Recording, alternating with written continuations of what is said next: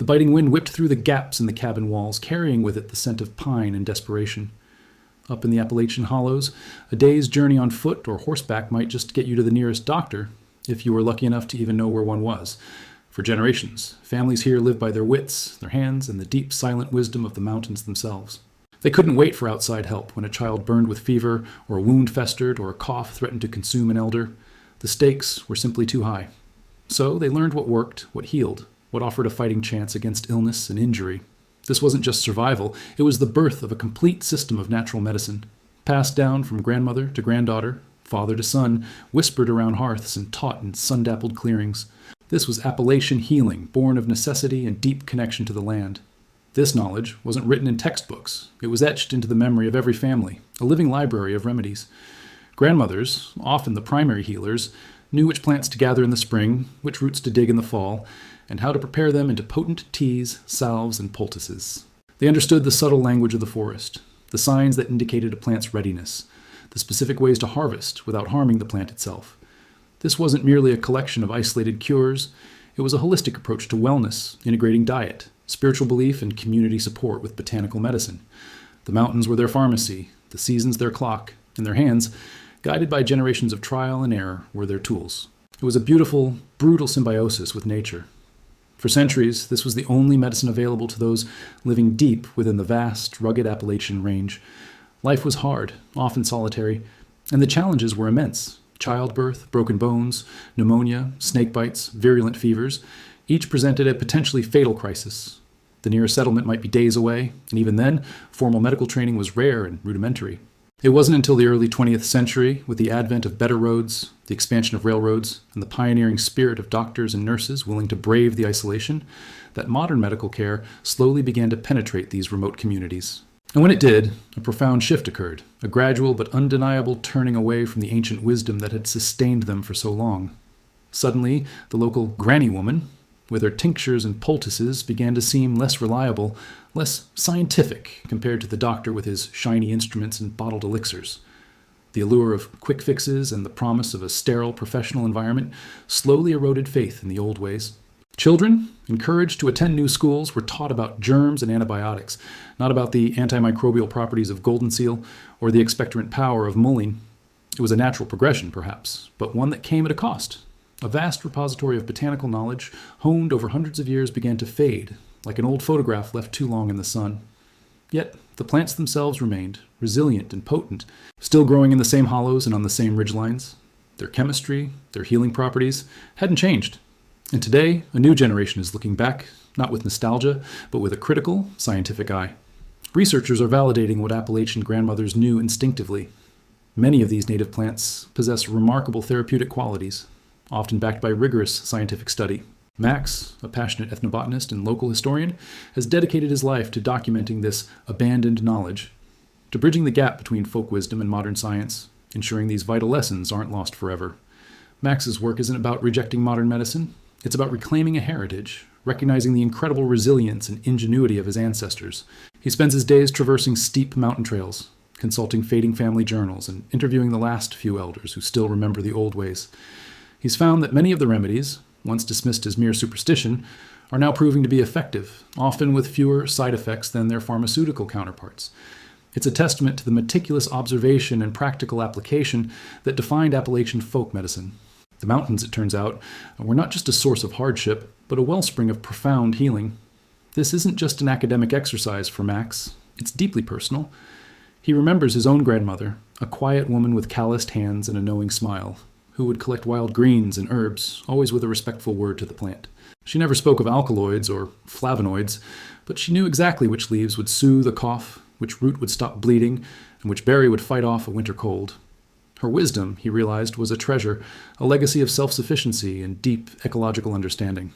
Max saw the urgency in preserving this knowledge before it vanished completely, before the last echoes of the old ways were silenced by the relentless march of progress.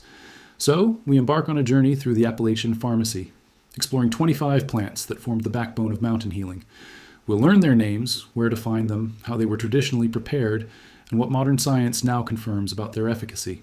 These aren't just quaint historical curiosities. They are powerful natural remedies, many of which you can still find growing wild or cultivated today. We'll begin with the plants that offered solace and strength when the lungs struggled, when the cold gripped tight and every breath was a battle. Our first group focuses on respiratory ailments, a constant threat in the damp, cold mountain winters. The common cold, bronchitis, persistent coughs, these could quickly turn deadly without intervention. The Appalachians turned to nature for relief, finding powerful expectorants, soothing demulcents, and immune boosters right outside their cabin doors. These 7 plants were essential for keeping breath flowing and spirits high during the long, dark months. First on our list, a true icon of natural medicine, is Echinacea, or coneflower. You've probably seen its striking purple petals in gardens or health food stores. Native to the Appalachian region, this plant was a cornerstone of indigenous and folk medicine for its immune-boosting properties. Traditionally, the roots and aerial parts were used to make teas or tinctures to ward off colds and flu. Science has caught up, with a meta-analysis in The Lancet in 2015 showing that Echinacea can reduce the duration of a cold by an average of 1.4 days. It's truly a powerhouse for respiratory health, helping your body fight off invaders. Next, the ubiquitous elderberry. These dark, sweet berries, often made into syrups and jams, were cherished not just for their flavor, but for their profound medicinal value. Appalachian grandmothers knew elderberry syrup was the go-to remedy for colds and flu, and they weren't wrong. Modern research, like a 2004 study in the Journal of International Medical Research, has revealed that the anthocyanins in elderberries can inhibit viral replication, essentially stopping cold and flu viruses in their tracks. It's a delicious way to boost your immunity and fight off seasonal bugs. Then we have mullein, a tall, fuzzy-leafed plant often found growing in disturbed soils, almost as if waiting to be discovered. Its soft leaves were traditionally smoked or brewed into a tea to relieve coughs, bronchitis, and asthma. As an expectorant, mullein helps clear mucus from the lungs, making breathing easier. The FDA even approves it as a safe over-the-counter remedy for coughs. Its gentle yet effective action made it a favorite for children's coughs, offering soothing relief without harsh side effects. Wild cherry bark, another staple, comes from the native black cherry tree. The inner bark was traditionally harvested in spring and used to make a cough syrup. It contains compounds that act as sedatives to the respiratory system, helping to calm persistent coughs and soothe irritated mucous membranes. It's particularly useful for dry, hacking coughs that keep you awake at night. The syrup, often sweetened with honey, was a welcome relief in many mountain homes, providing comfort and a chance for restful sleep. Plantain, specifically the narrow-leafed ribwort plantain, is often dismissed as a common weed, but it's a powerful ally for respiratory health. Its leaves, crushed or brewed into a tea, were used to soothe coughs, bronchitis, and sore throats. Plantain is a demulcent, meaning it forms a protective, soothing layer over mucous membranes, reducing irritation. It also has mild expectorant properties, helping to gently clear congestion. It's a testament to how even the most unassuming plants can hold profound healing potential. Horehound, with its slightly bitter taste, was another go-to for coughs and colds. Traditionally, its leaves and flowering tops were brewed into a tea or made into cough drops. It acts as an expectorant, helping to loosen phlegm and make coughs more productive. It also has antispasmodic properties, which can help relieve the spasms associated with coughing. Its efficacy was so well known that horehound candies were a popular remedy, even outside the mountains, for generations. Finally, for our respiratory group, boneset. Despite its somewhat alarming name, this plant was highly valued for its ability to break fevers and relieve the aches and pains associated with colds and flu. A strong tea made from the leaves and flowering tops would induce sweating, helping to break a fever. It also has immune-stimulating properties. While its bitter taste might not be appealing, its effectiveness in combating the systemic symptoms of illness made it an indispensable part of the Appalachian medicine cabinet. Moving to our second group, we tackle infections and wounds, an ever-present danger in a life filled with manual labor, sharp tools, and unpredictable wildlife. Cuts, scrapes, insect bites, and more serious infections could quickly become life-threatening without proper care. Appalachian healers developed a sophisticated understanding of antiseptic, antimicrobial, and wound-healing plants. These 7 botanical allies were crucial for protecting the body from invaders and promoting rapid recovery. Golden seal, a rare and highly prized plant, is a true superstar in the world of natural antimicrobials. The bright yellow root was traditionally used by Native Americans and Appalachian settlers for infections, inflammation, and digestive issues. It contains berberine, a compound with proven antimicrobial activity against a wide range of bacteria, fungi, and parasites. Grandmothers would make a wash for infected wounds or a tea for internal infections. Its potent properties made it invaluable, though its scarcity today means it's often cultivated or used sparingly. Yarrow, a common wildflower with delicate white flowers, was a versatile remedy. Its leaves and flowers were used to stop bleeding from cuts and scrapes, earning it the nickname soldier's woundwort. It has astringent properties that help constrict blood vessels and promote clotting. Yarrow tea was also used to induce sweating for fevers and to ease cold symptoms. Its ability to both stop bleeding and fight infection made it an indispensable plant for any injury sustained in the rugged mountain environment. Witch hazel, derived from the bark and leaves of the witch hazel shrub, is another well-known astringent and anti-inflammatory. It was traditionally used as a topical application for bruises, sprains, insect bites, and minor cuts. Its ability to reduce swelling and soothe irritation made it a go-to remedy for skin complaints. Today, witch hazel extract is a common ingredient in many commercial skincare products, a testament to its long-recognized efficacy in toning and healing the skin. Jewelweed, often found growing near poison ivy, was considered a natural antidote to its irritating rash. The crushed stems and leaves applied directly to the skin would soothe the itch and help prevent the spread of the rash. It also has mild antifungal properties and was used for other skin irritations and insect bites. Its presence near poison ivy was seen by some as a providential sign, a natural pairing of problem and solution provided by the forest itself. Usnea, often called old man's beard, due to its gray-green, stringy appearance, is a lichen found hanging from tree branches. It was highly valued for its potent antimicrobial and antifungal properties. Appalachian healers would make a strong tea or tincture from Usnea to treat respiratory infections, urinary tract infections, and even external wounds. Its eosnic acid content is responsible for much of its antibiotic action, making it a powerful natural fighter against bacterial and fungal invaders. Solomon's seal, with its distinctive arching stems and bell-shaped flowers, was primarily used for its ability to heal injuries to connective tissues.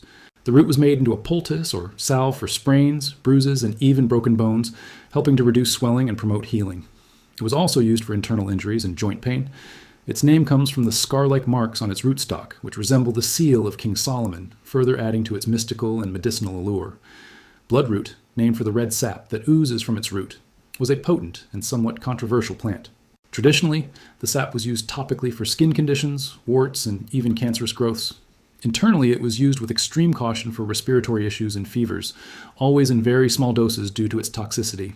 While modern science confirms its strong antimicrobial and anti-cancer properties, sanguinarine, its potent nature means it's rarely recommended for self-treatment today, serving as a reminder that even powerful natural remedies require careful, knowledgeable application.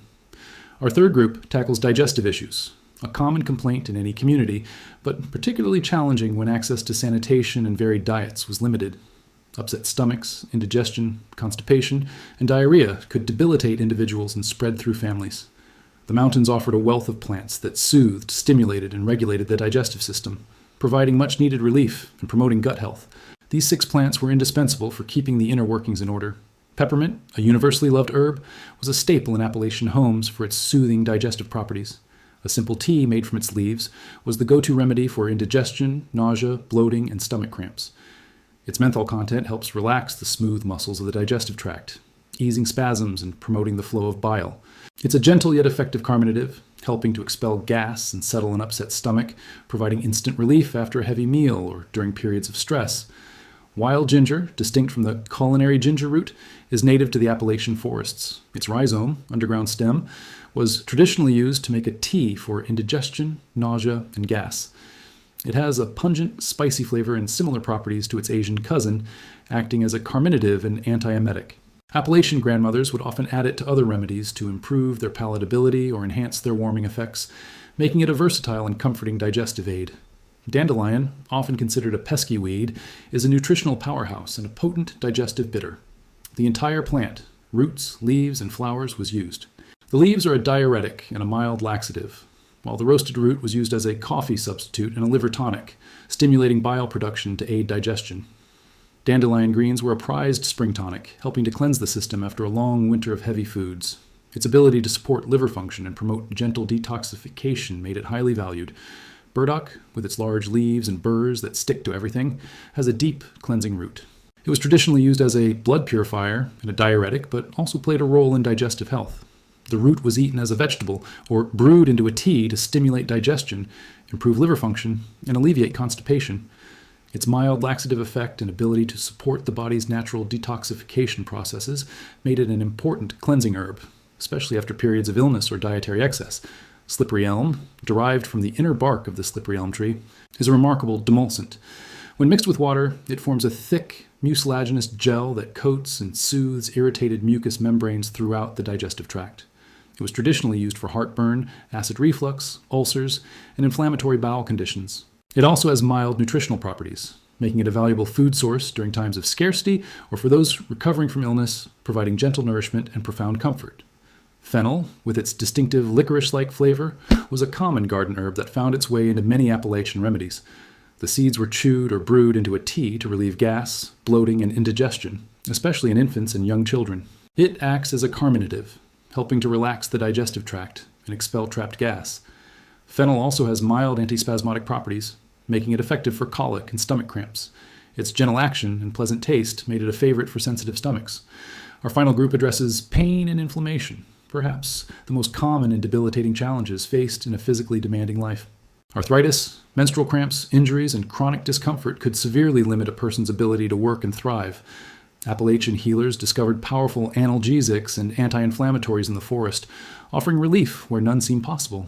These 5 plants brought comfort and mobility back to many who suffered. Black cohosh, a tall plant with white feathery flowers, was a primary remedy for women's health issues. Used extensively by the Cherokee and adopted by settlers, its root was made into a tea or tincture to alleviate menstrual cramps, ease childbirth, and manage symptoms of menopause. The NIH has validated its use for menopausal symptoms, particularly hot flashes and mood swings, confirming what Appalachian grandmothers knew for generations. This plant is a powerful ally for hormonal balance and pain relief. Willow bark, specifically from the white willow tree, is the natural precursor to aspirin. The inner bark was traditionally chewed or brewed into a tea for pain relief, headaches, and fevers. It contains salicin, which the body converts into salicylic acid, the active compound in aspirin. While slower acting than synthetic aspirin, willow bark offers a gentler, more sustained pain relief, making it ideal for chronic conditions like arthritis and general aches and pains, without the harsh side effects sometimes associated with pharmaceuticals. St. John's wort, with its bright yellow flowers, is well known today for its antidepressant properties, but it also played a significant role in Appalachian pain relief. The flowering tops were infused in oil to create a topical remedy for nerve pain, sciatica, and wounds. It was also taken internally for mild depression and anxiety, which often accompanied chronic pain. Its ability to soothe irritated nerves and lift spirits made it a valuable plant for both physical and emotional well-being. Devil's Club, a spiny shrub found in the higher elevations, was a powerful remedy used with respect and caution. Its bark and roots were traditionally used by indigenous peoples and adopted by some Appalachian healers for severe pain, arthritis, and diabetes. It has strong anti-inflammatory properties and was often used in poultices for joint pain or as a tea for systemic inflammation. Its potent nature meant it was reserved for serious conditions, a testament to its perceived strength and efficacy. Finally, passion flower, a beautiful vine with intricate exotic blooms. Its leaves and flowers were traditionally used as a sedative and anxiolytic, helping to calm nerves, reduce anxiety, and promote restful sleep. It was particularly useful for pain accompanied by nervousness or sleeplessness, allowing the body to relax and heal. Appalachian grandmothers would brew a gentle tea to soothe agitated children or help adults find peace in times of distress, recognizing its ability to calm both body and mind. Max often emphasizes that while the knowledge of these plants was profound, it was also pragmatic. The nearest hospital was indeed a day's travel, often more, and that journey could be perilous. People couldn't afford to be squeamish or overly cautious when lives hung in the balance. They had to rely on what was immediately available, what had been proven through generations of use. The mountains provided, but only to those who knew how to ask, how to listen, and how to prepare.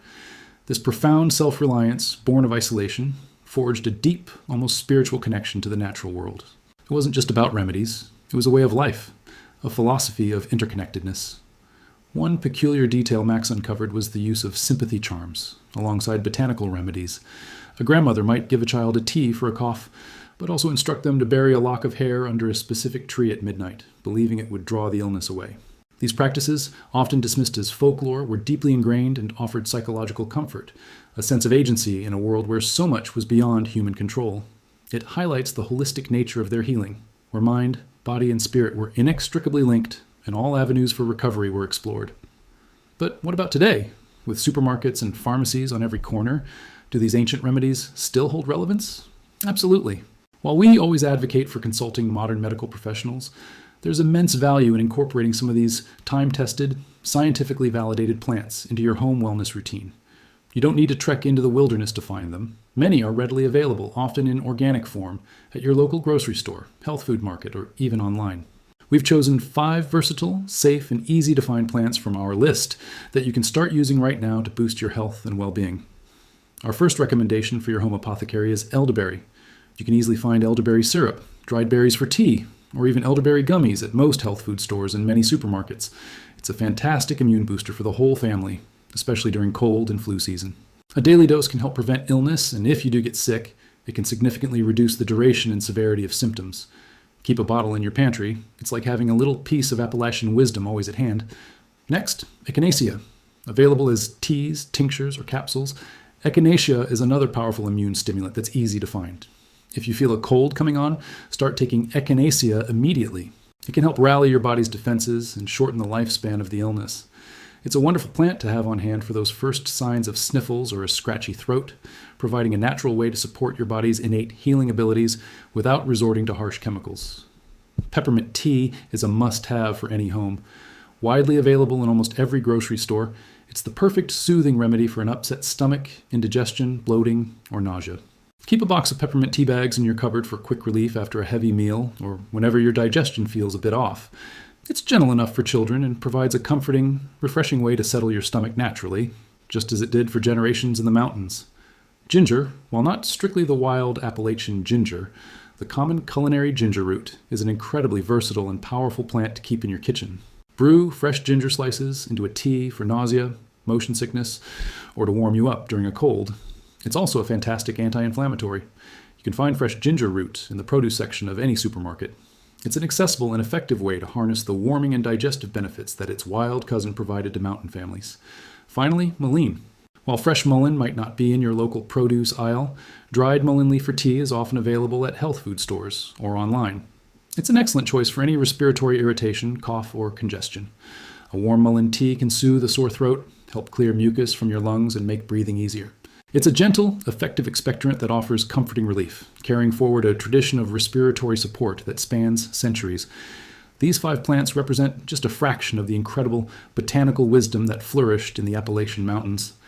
They are a testament to human resilience, ingenuity, and the profound, enduring connection between people and the natural world. Max's work, and the work of many others, ensures that this invaluable heritage is not merely a relic of the past, but a living, breathing source of health and inspiration for today and for generations to come. The mountains, it seems, still have much to teach us, if only we take the time to listen, to learn, and to remember the wisdom of those who came before.